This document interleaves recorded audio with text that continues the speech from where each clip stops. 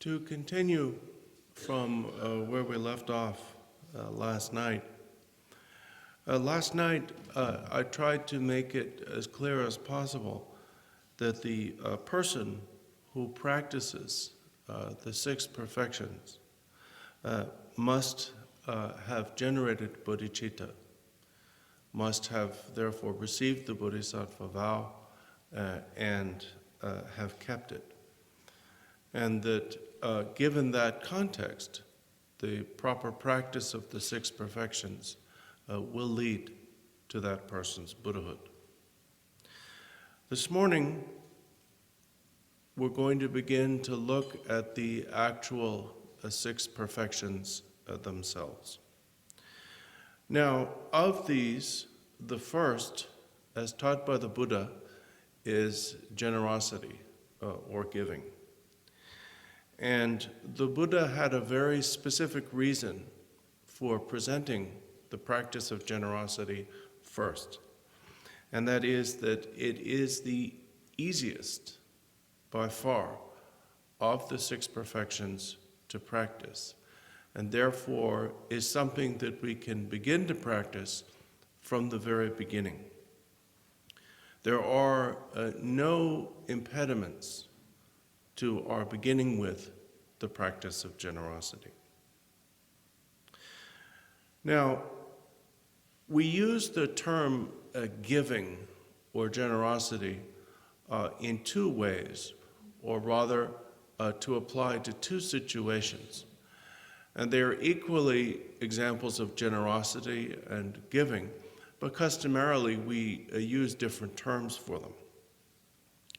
The first is our generosity toward other sentient beings, where specifically we give one or another a thing in order to help alleviate the suffering of another being or a group of beings. And normally we call that giving or generosity. The second is where we give to Buddhas and Bodhisattvas, we give to the Sangha, we give to temples, and so on. And while that is equally a practice of generosity or giving, we tend to use an honorific and call it offering. But whether we are talking about a generosity towards sentient beings or generosity toward the three jewels, these are equally a practice of generosity or giving. As I mentioned last night, it's essential for this to be authentic generosity that one's motivation be bodhicitta, which means that not only does one give whatever one gives for the benefit of those to whom one gives it, but one also dedicates the merit of such giving to the Buddhahood of all beings. Which means that one does not claim any ownership or take any possession of the merit one accumulates by giving. In that sense, one is giving twice. One gives what one gives, and then one even gives away the merit of having done it. And that ensures that one's practice of generosity be pure. Now, we can begin with such pure generosity, but nevertheless, we also have to accept the fact that what we practice as beginners is not the true perfection or paramita of generosity. It is concordant with it. The true perfection of generosity only arises later, but we can practice in a way that is pure and therefore concordant with and will therefore lead to the actual perfection of generosity. Assuming a good motivation, we still need to make a distinction between what we could call a pure and impure giving. And pure and impure, in this case, simply mean appropriate and inappropriate. Appropriate giving is when We, with the sincere wish to help another being or other beings, give them something that we are reasonably certain will help them, and it does help them. Our intention is to help them, and what we do actually achieves that intention. That is appropriate giving. Inappropriate giving is when, although our intention is compassionate, we do seek to help the other being or other beings, what we give them without our knowing it is potentially harmful to them or others. For example, a very pleasing child comes up to you and asks for some money. Out of affection for the child, you give them money. The child goes off to a sporting goods store and buys a fishing rod and tackle and uses the money that you gave them to kill a lot of fish. By giving that child that money, you have harmed the child and you've harmed the fish. Now, was it an act of generosity? Yes. Was your intention good? Yes. Well, what's wrong with it? What's wrong with it is that you did not examine the situation sufficiently. You did not inquire into what the child intended to do with the money.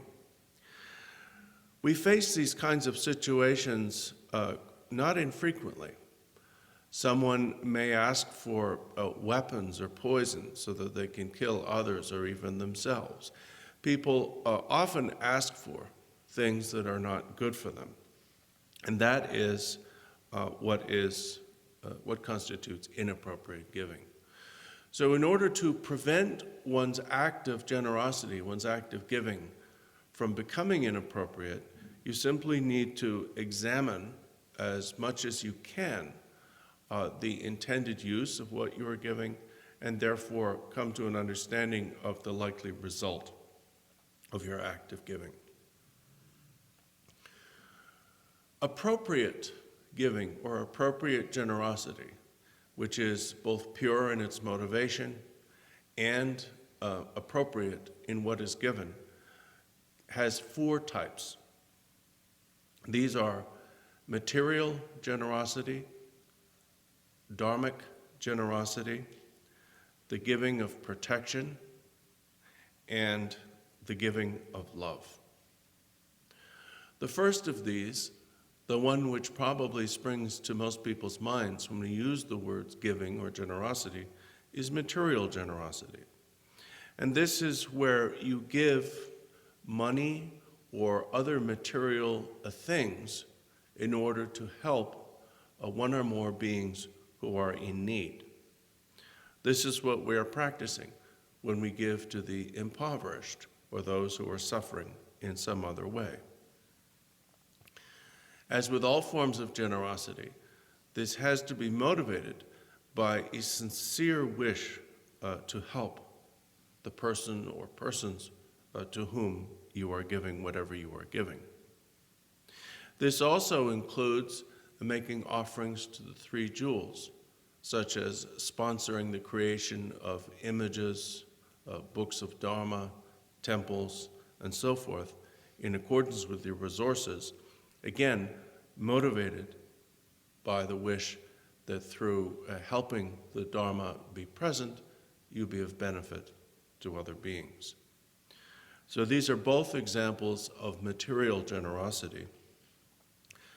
What are the results of material generosity? The results are said to be, first of all, that you will enlist the aid of spirits. What does this mean? It simply means that both visible and invisible beings naturally like and will therefore be helpful to people who are generous. For example, someone who regularly feeds wild animals will quite soon not be feared by and eventually be actively liked by the wild animals that they feed. In the same way, someone who is materially generous will gain the affection and allegiance of both human and non-human beings. The second benefit of material generosity is it will eliminate enemies. This is very similar to the first. Somebody who is generous will be liked and will not be viewed with enmity. Therefore, the more generous you are, the more you pacify the actual and potential enmity that others might bear you. Now, we define enemies as those who wish us harm, and normally we seek to protect ourselves from them by destroying them or somehow otherwise eliminating them. This, of course, never works. The more enemies you kill, the more enemies you have. Well, this is the opposite approach. Instead of destroying the enemy, you destroy the enmity by the practice of generosity. And then another benefit of generosity is that your generosity will follow you into the next life. This means that you will have the habit of generosity, so the benefits you've accrued in this life will reoccur, and also means that you will be born with a circumstance of affluence and will have even more resources to practice material generosity than you had in this life. So therefore, it is said, because of these benefits, generosity is primary, which means that initially it is the most important thing for us to cultivate. Now, this first of the four types of generosity, material generosity, is primarily a way of helping others physically. By giving material things, you are primarily helping people's or other beings' bodies, their physical survival and well-being. The second aspect of generosity, the giving of dharma or dharmic generosity, is primarily how to help others' minds. As with material generosity, it is essential that the giving of dharma in any form be motivated by the purest motivation of wishing to help others. It must never be motivated by the wish to impress others and thereby gain their respect, or acquire some kind of position or honor or financial gain and so forth. Because even if the dharma that you give or teach is correct, if your motivation for doing it is incorrect, somehow it will not help the people who hear it. And not only will it not help them, it will hurt you greatly because you are investing in the cultivation of pride. So therefore, the giving of dharma in whatever form must be motivated by love and compassion. It must be motivated by the understanding that while all beings equally wish perfect happiness and perfect freedom from suffering, we don't know how to accomplish these things. We mistake causes of suffering for causes of happiness and therefore engage in them and cause our own suffering. We mistake causes of happiness to be causes of suffering and therefore avoid them and therefore fail to achieve the happiness we seek. One's motivation in giving dharma is the desire to help beings out of this predicament by giving them the necessary dharma, the necessary information to enable them to make the correct choices and to enable them to practice dharma so that eventually they become free from samsara altogether. As for the dharma that is given, if you are learned in dharma, of course it is excellent to offer others dharma teaching as appropriate. But even if we don't know much, we still have the opportunity to give dharma. For example, by teaching the mantra Om Mani Padme Hum to someone who has never heard of it or does not know how to say it. Because as simple as that is, and as simple as that sounds, when you give someone the gift of teaching them that mantra, you cause them to be embraced by the compassion of the Bodhisattva Chenrezig, whose compassion can protect them from a lower rebirth and ensure their higher rebirth. Therefore, the giving of Dharma is ultimately superior to material generosity, because material generosity can only help beings in this life. It cannot bring about their liberation. The giving of Dharma, properly motivated and performed in an appropriate way, is at the very least planting a seed that will ripen as that being's future liberation and Buddhahood. But again, regardless of how good or authentic the Dharma you offer others is, if your motivation is not bodhicitta, if you are not motivated by sincere love and compassion for those others, it will not help them and will harm you. The third type of generosity is the giving of protection. And in the short term, this refers to actually protecting or saving the lives of others, both directly and indirectly by whatever means, and especially the giving of medical treatment and so forth, the alleviation of illness, protecting others from the suffering, danger, in some cases mortal danger, of illness. Again, the giving of protection requires love and compassion.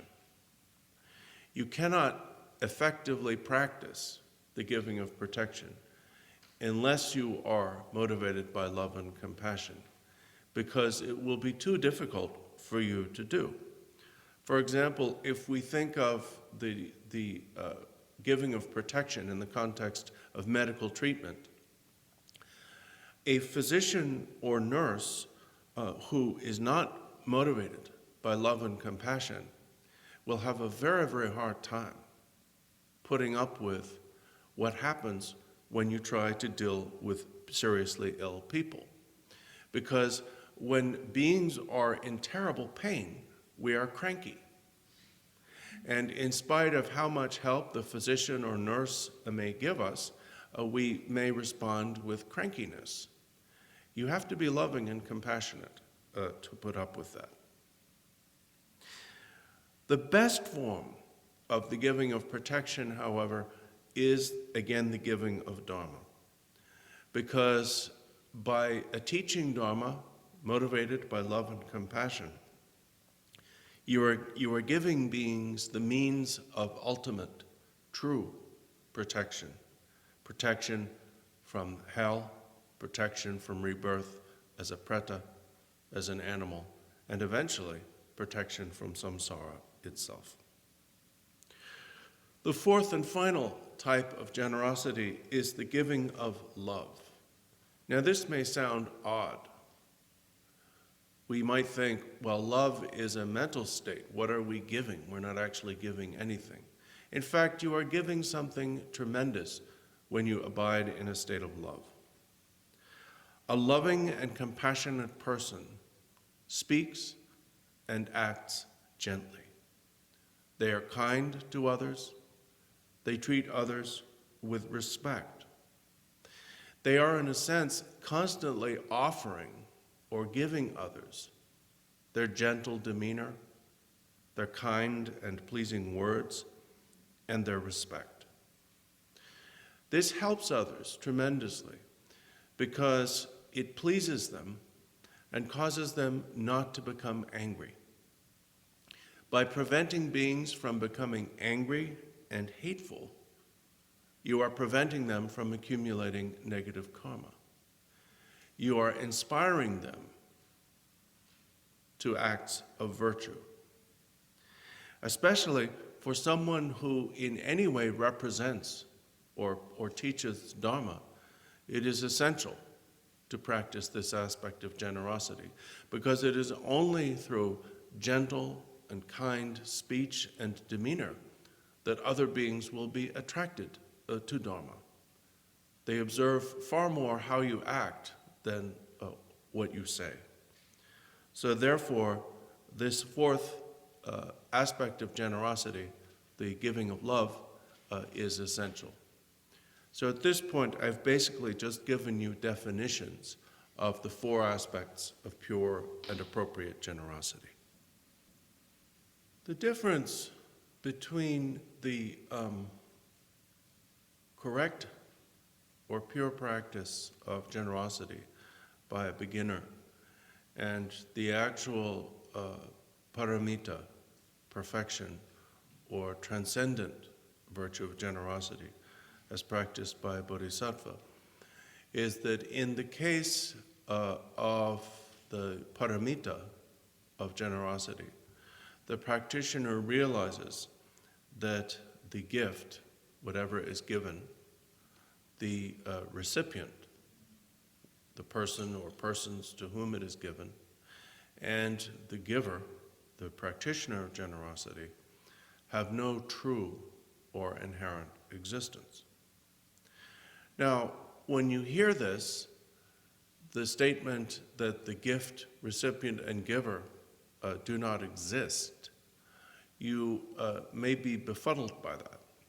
Does this mean that you don't give anything? That there's no one to whom you give anything? That you do not seek to practice generosity? No. If that were the case, then Buddhas and Bodhisattvas who've achieved the perfection of generosity would not have engaged in their spectacular acts of generosity in order to achieve it. What this means is that because you are both motivated by bodhicitta in the practice of generosity, and because by that point you have realized or recognized the absolute bodhicitta, you recognize the emptiness of the gift, the emptiness of the recipient, and the emptiness of the giver. Here we use the term emptiness as it's used, for example, in the Middle Way School. In the traditions of Mahamudra, or the Great Perfection, we would simply say that you realize the true nature of the gift, the recipient, and the giver. What is this true nature? It is that the gift, giver, and recipient are no more real than a reflection in a mirror, no more real than a rainbow, and no more real than a dream. So that is the first of the six perfections, the perfection of generosity. The second is the perfection of moral discipline. In Tibetan, it is sutram. In Sanskrit, it is shila. We need to look closely at the Tibetan word because it gives us a clue as to what is meant here. The tsul means manner or appropriateness, and trim means rule or regulation. So it means the adoption of proper or appropriate rules for your life. So we could define it as proper or appropriate or correct discipline. And we need, before investigating what the Buddha taught as moral discipline, we need to understand that this adjective, proper or appropriate or correct, is very important here. Because a lot of times the disciplines that we come up with are anything but correct, appropriate, or proper. I don't know, Rinpoche said, how prevalent some of these practices are now, but they certainly were in the past. It's commonly occurred throughout human history that people have adopted disciplines of self-mortification in order to achieve some imagined state of liberation. And the problem with such self-mortification is it simply doesn't work. Therefore, it is not proper discipline, It is incorrect, pointless, destructive discipline. To give you some of the more spectacular examples of such disciplines, it was the custom in one tradition to place oneself on a hot and especially sunny day in the hot season in between 4 fires and sit there until eventually you died of dehydration or actual burning. And if you could sit there without leaving the spot, with the sun beating down on you and the 4 fires burning you and drying you up, it was believed incorrectly that you would, after your death, you'd achieve liberation. This is indeed discipline. It's very hard to do, but it is not correct discipline. It is incorrect discipline because it simply does not lead to its intended purpose. Suicide does not lead to liberation. And lots of people tried these things. A similar practice was because the trident was a symbol for certain gods. It was believed that by that association, if you could intentionally impale yourself on a trident so that the central prong stuck through your throat and the other 2 through your shoulders, and if you could die or bleed to death having impaled yourself on a trident in that way, you would achieve liberation. This also does not work for the same reason as previously mentioned. Historically, we've come up with countless forms of violent and self-destructive discipline that don't work. Another one is the worshippers of a certain goddess, historically, used to believe that if in front of an image of that goddess, you could successfully decapitate yourself so that your head rolled into your outstretched hands, as though you were presenting your head, your former head, to the goddess. By pleasing her in that way, you'd achieve liberation. This also does not work. There are less dramatic, less overtly self-destructive practices, however, that continue into the present day. For example, animal sacrifice. It is believed by many people that animal sacrifice, which is a discipline, it takes work and effort, it takes expense and organization, is conducive to pleasing some kind of god or other being, and thereby conducive to liberation. It is merely conducive to the accumulation of negative karma and rebirth in lower realms, but the people who practice animal sacrifice don't believe that. They think it's good for them. That is an example of incorrect discipline. So what is the difference between all of that discipline that doesn't work and the discipline taught by the Buddha? The discipline taught by the Buddha, in the short run, is good for you. It's good for your mind, it's good for your body. And in the long run, it leads to liberation. Those are the first defining characteristics of Buddhist discipline. We need to appreciate with gratitude and joy the fact that we have not stumbled onto a tradition that teaches or endorses incorrect discipline. And this is a very important aspect of our having achieved the precious human body with access to Dharma. For example, had we been born in families where the practice of such incorrect disciplines were a defining feature of that family's religious or spiritual involvement, we would automatically uphold them and believe them to be authentic. And having held such a belief would be very difficult for us to come to accept the incorrectness or futility of such practices.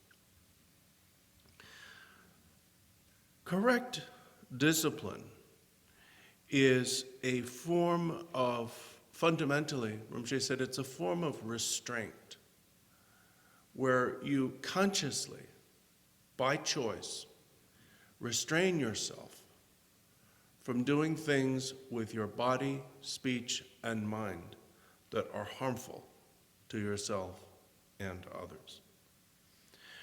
And this kind of restraint, this kind of mindful governance of your own body, speech, and mind is the principal cause of well-being. It brings immediate well-being in this life because of its nature, and especially it brings ultimate well-being in the future because it is the only possible cause of human rebirth, and therefore is an essential factor in our continued pursuit of the path until we achieve Buddhahood. There are three aspects, however, to authentic moral discipline. The first is the moral discipline which is restraint from wrongdoing. The second is the moral discipline which is active engagement in helping others. And the third is the moral discipline which is the amassing or accumulation of virtuous deeds and attributes. The first of these, which is probably what most people think of when they use the term moral discipline, is conscious abstention from wrongdoing.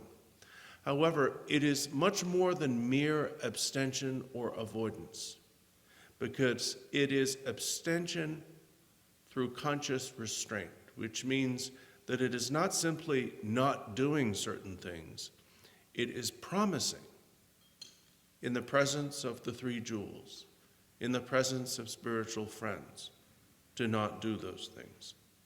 Simply not doing certain things, while good, is fundamentally passive. The moral discipline, which is restraint from wrongdoing, is active. It is an active promise, living in a promise not to do bad things. It is virtuous and correct because the things you are promising not to do are bad things. Therefore, Rinpoche said, we can fundamentally define the essence of this first aspect of moral discipline as the committed abstention or restraint from the 10 unvirtuous actions. And that essentially is this first aspect. The result of this is tremendous. The conscious and committed abstention from the 10 unvirtuous actions is the unique karmic cause of achieving a precious human body without defects, suitable for the continued practice of Dharma. Therefore, it is an absolutely indispensable element in one's progressive path that will ultimately lead to one's Buddhahood. The second aspect of a moral discipline is the moral discipline of which is the assiduous amassing or accumulation of virtue. Now, just as the key point in the first aspect of moral discipline is conscious restraint by commitment, the key point in the second moral discipline is never giving in to complacency. The discipline here is the avoidance of complacency, to never think that's good enough, that will do. Regardless of how many prostrations you've performed, how much time you've spent meditating on deities and reciting mantras, regardless of the intensity of the love and compassion you've developed, regardless of the intensity of your cultivation of bodhicitta, to never think that's good enough. It is not good enough because there is never too much. Because there is never too much, we can always do more. And that is really the key point to this second aspect of moral discipline. To always try to do more, to always try to do better. Whether it is the cultivation of simple love and compassion, the training in all aspects of bodhicitta, meditation on deities such as Chenrezig, and the repetition of their mantras, whatever aspect of one's practice it is, where we can always do more and we can always do better. So commitment to the vision of always trying to do more and better is the second aspect of moral discipline. That will pretty much automatically, Rinpoché said, lead to the third, which is the moral discipline of actually helping others or benefiting beings.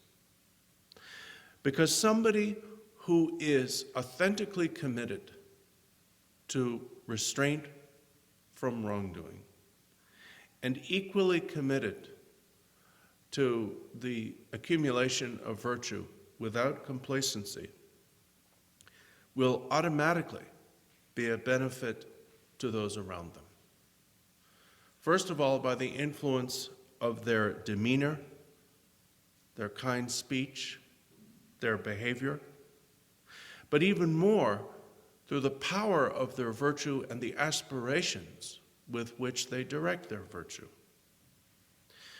The power of aspirations and the power of the love and compassion that fuel such aspirations must not be underestimated.